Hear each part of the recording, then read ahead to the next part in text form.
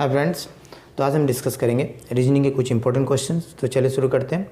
तो दोस्तों, अभी जो DHS का जो एग्जाम्स होने वाला है वहाँ रीजनिंग के ऐसे क्वेश्चंस आ सकते हैं। तो यहाँ पहला क्वेश्चन है कि if P is the husband of Q and R is the mother of S and Q। ठीक है, तो जो P जो है वो हस्बैंड है किसका? Q का।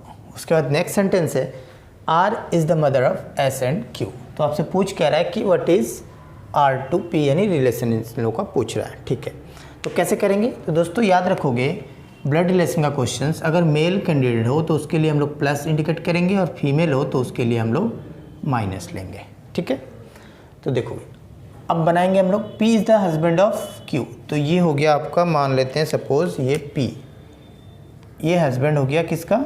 Q का। तो ये हस्बैंड है तो ये वाइफ होगा, है ना। तो ये हो गया मेल और ये हो गया फीमेल। क्लियर। अब उसके बाद बोल रहा है कि an R is the mother of S and Q। तो R जो है मदर है किसका? S और Q का। तो R ये हो गया Q का माँ। ठीक है, mother of Q and S। तो S भी क्या होगा? यहीं पे होगा। अब ये S हो सकता है, आप देखोगे S का जेंडर यहाँ नहीं दिया हुआ, इसलिए हम लोग प्लस माइनस नहीं लिखे। तो S Q का क्या हो सकता है? ब्रदर भी हो सकता है, सिस्टर भी हो सकता है, यानी भाई बहन दोनों हो सकता है। तो ये तो बोल नहीं रहा है कि ये ब्रदर है ना सिस्टर, क्योंकि जेंडर नहीं पता तो ऐसे छोड़ देंगे हम लोग। ठीक है, अब आपसे पूछ रहा है कि R to P रिलेशन पूछना है कि R to P, यानी R क्या कहलाएगा P का। तो P का दोस्तों ये क्या है? वाइफ है, और वाइफ का अब ये मदर क्या कहलाएगी? तो अब ये मदर इन लॉ ही होगा। ठीक है ना। तो अब इस क्वेश्चन का आंसर हो जाएगा दोस्तों मदर इन लॉ। ठीक है, क्लियर। तो नेक्स्ट क्वेश्चन को देखते हैं। क्वेश्चन नंबर 2 यहाँ दिया हुआ है, if Kate is coded as 3120, then what is the code of Naveen? NAVIN। ठीक है, तो सबसे पहले तो दोस्तों ऐसे कंडीशन में यहाँ जो दिया हुआ है CAT, अब इसका कोड किस में है? आपको दिख रहा है, नंबर में दिख रहा है। तो अब इस कंडीशन में आपको करना क्या है कि from left to right position को हम लोग सबसे पहले देखते हैं। ठीक है, तो C का दोस्तों पोजिशन क्या होता है from left to right?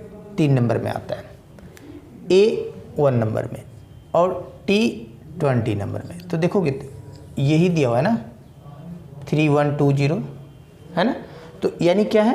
Position है फ्रॉम लेफ्ट टू राइट। तो आपको क्या करना है, यहाँ पे इसका पोजीशन लिखना है फ्रॉम लेफ्ट टू राइट और आंसर हो जाएगा। तो N दोस्तों कितने नंबर में आता है? 14 नंबर पे। A हो गया 1 नंबर, B हो गया 22। अब देखोगे 22 अगर नहीं भी पता है तो T20 में से याद रखोगे, T हो गया 20 नंबर। तो T U and then B, 2 आगे गया तो 20 + 2 यानी 22। क्लियर। I हो गया आपका 9 एंड देन N हो गया दोस्तों 14। तो अब ये देखोगे ऑप्शंस में ये कहाँ है? 14122, 14122, 914 ऑप्शन नंबर फर्स्ट है। ठीक है, तो दोस्तों ऐसे क्वेश्चंस आप मेरे चैनल में देखना चाहते हो, नए हो तो चैनल को सब्सक्राइब करके बेल आइकन को प्रेस कर लीजिएगा ताकि आने वाले वीडियो का नोटिफिकेशन आपको आसानी से मिल सके। तो दोस्तों नेक्स्ट क्वेश्चंस को देखते हैं। क्वेश्चन नंबर 3 यहाँ दिया हुआ है कि फाइंड द मिसिंग नंबर। ये आपको फिगर है और इस फिगर में मिसिंग नंबर कौन सा है? ये है, इसे फाइंड करना है। तो अब यहाँ देखोगे, अब ये नंबर अगर इस तरह से लें तो ये बढ़ते जा रहा है ना, इंक्रीज हो रहा है। तो अब ये 33 से बड़ा ही होगा। तो ऑप्शंस में भी देखोगे तो 33 से सारे बड़े हैं, है ना। तो आपको 9 से अब ये 17 कैसा है ये पता लगाना है, और उसके बाद 17 से 33 कैसा है ये पता लगाना। उसके बाद आप आंसर को निकाल सकते हो। तो 9 को अगर 2 से इंटू कर दें तो 9 2 जा 18 -1। हाँ, ये देखोगे 9 को अगर 2 से इंटू करके -1 कर दें तो 9 2 जा 18 -1 करोगे तो 17 आया। ठीक है, और 17 को फिर 2 से इंटू कर दे और -1 कर दे तो 17 2 जा हो गया 34, -1 करोगे तो 33 जो कि है यहाँ पे। तो आंसर क्या होगा पता चल चुका है अभी आपको, 33 × 2 एंड देन -1। तो 33 × 2 करोगे तो 66 -1 यानी 65 इस क्वेश्चन का करेक्ट आंसर हो जाएगा। ठीक है, जो कि ऑप्शन नंबर है डी। तो नेक्स्ट क्वेश्चन, क्वेश्चन नंबर 4 यहाँ दिया हुआ है, इफ़ 16 / 4 = 74, 21 / 7 = 33, 81 / 9 = 99। देन आपसे पूछ रहा है 55 / 5, ये कैसे होगा? तो ऐसे कंडीशन में सबसे पहले दोस्तों ये पता लगाना है आपको कि ये दोनों को डिवाइड करके यानी क्या रीजनिंग लगा के ये 74 आया है। अगर आप 16 को 4 से डिवाइड करोगे तो 4 4 जा 4 बार में, तो देखते हैं ये 4 है, ठीक है। 7 से 21 को डिवाइड करोगे तो 7 3 जा, तो यहाँ भी 3 यहाँ भी 3 है, बट किसको ले, तो यहाँ इस साइड लिए, तो चलो इसको लेते हैं, ठीक है। 9 के टेबल में 81, 9 9 जा 81, तो ये देखोगे यहाँ 9 है, क्लियर। तो अब ये 7 कैसे आया, 3 कैसे आया और एक यहाँ 9 कैसे आया, ये आपको पता लगाना है। तो अब इसको 7 लाने के लिए अब ये 16 था और 1 + 6 कर दे अगर, तो ये 7 आया, ठीक है। उसी तरह से यहाँ भी देखते हैं 2 + 1 3, 8 + 1 करेंगे तो ये 9 आया, क्लियर हुआ। तो किया क्या है कि इन दोनों को सबसे पहले प्लस, तो 5 + 5 करोगे तो दोस्तों कितना आएगा 10, ठीक है। नेक्स्ट वाला लास्ट 2 डिजिट जो होगा वो क्या होगा, ये 5 से इसको हम लोग डिवाइड कर देंगे, तो 5 से डिवाइड करोगे तो 11 5 जा 55, 11 टाइम्स यानी 1011 इस क्वेश्चन का आंसर हो जाएगा, जो कि ऑप्शन नंबर है, ऑप्शन नंबर डी, ठीक है। तो नेक्स्ट क्वेश्चन नंबर 5 दोस्तों, ये डायरेक्शन का क्वेश्चन है।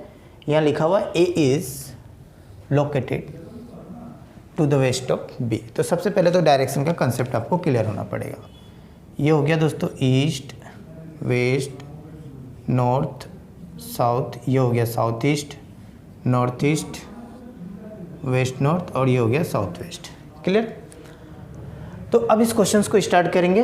तो यहाँ दिया हुआ है A is located to the west of B, तो मान लेते हैं ये बी है, ठीक है। और बी के वेस्ट में कौन है, ए है, तो बी के वेस्ट यानी इस साइड आएंगे वेस्ट, तो ले लेते हैं यहाँ पे है, ये है ए, ठीक है।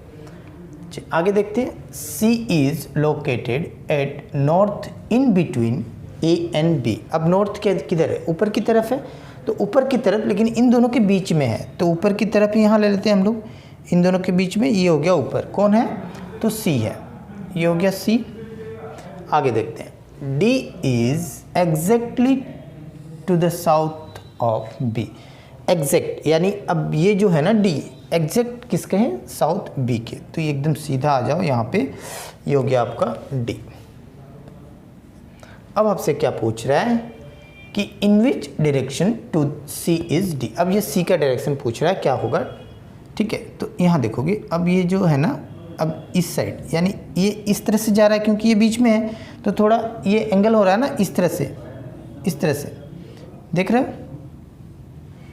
तो इस तरह वाले को हम लोग क्या बोलेंगे, साउथ और ईस्ट के बीच में, तो इन बिटवीन हो जाएगा साउथ ईस्ट, यानी आंसर हो जाएगा फिर साउथ ईस्ट, ठीक है, जो कि ऑप्शन नंबर है बी, क्लियर। तो नेक्स्ट क्वेश्चन को देखते हैं दोस्तों, क्वेश्चन नंबर 6। यहाँ दिया हुआ है I C is equals to, अगर 6 है तो D P is equals to कैसे हम लोग लिखेंगे, ठीक है। तो सबसे पहले देखोगे यहाँ पे आई सी जो है ये नंबर में है 6, तो आई का पोजीशन अगर हम लोग लिखें फ्रॉम लेफ्ट टू राइट और सी का पोजीशन, तो आई हो जाएगा, ये हो गया 9 और सी हो गया 3। तो अब इन दोनों से 6 कैसे आया, अगर इन दोनों को डिवाइड करें तो ये हो जाता है, ये डिवाइड करोगे तो ये तो 6 आने वाला है नहीं, चलो अगर डिवाइड करें तो 3 ही आएगा, बट यहाँ पे 6 चाहिए तो नहीं आएगा। अगर इन दोनों को अगर आप माइनस करो तो ये 6 आ रहा है, ठीक है, ओके। देन यहाँ भी अगर लिखें इसको तो ये हो गया 4 और ये हो गया आपका पी का लिखें अगर, तो ये हो गया 16। अब इन दोनों को अगर आप माइनस करोगे तो ये कितना आएगा, -12, बट -12 तो ऑप्शन में है नहीं, है ना। तो अब इस क्वेश्चन में करना क्या है कि अब देखेंगे दूसरा प्रोसेस क्या हो सकता है, अगर इन दोनों को अगर प्लस कर दें, यहाँ पे 9 + 3 ये हो गया आपका 12 और डिवाइड 2 कर दे तो ये 6, ये तो आ जाएगा, है ना। तो उसी तरह से इन दोनों को आप क्या करोगे, प्लस करोगे, तो 4 प्लस ये हो गया 16 यानी हो गया 20, अब बाई 2 कर दे तो ये आ जाएगा 10। तो इस क्वेश्चन का आंसर हो जाएगा फिर करेक्ट आंसर 10, ठीक है। बहुत सारे स्टूडेंट क्या करोगे, ये माइनस को नहीं लोगे, आप आंसर डायरेक्ट सी में क्लिक कर दोगे तो आंसर ये रोंग हो जाएगा, ठीक है। तो इस क्वेश्चन का आंसर हो जाएगा फिर ऑप्शन नंबर बी 10, ठीक है। तो दोस्तों आज मैंने कुछ इंपॉर्टेंट क्वेश्चंस रीजनिंग के करवाए, जो अभी जो DHS का जो एग्जाम्स होने वाला है वहाँ ऐसे क्वेश्चंस पूछे जा सकते हैं। तो दोस्तों ऐसे क्वेश्चंस आप मेरे चैनल में देखना चाहते हो, नए हो तो चैनल को सब्सक्राइब करके बेल आइकन को प्रेस कर लीजिएगा, ताकि आने वाले वीडियो का नोटिफिकेशन आपको आसानी से मिल सके।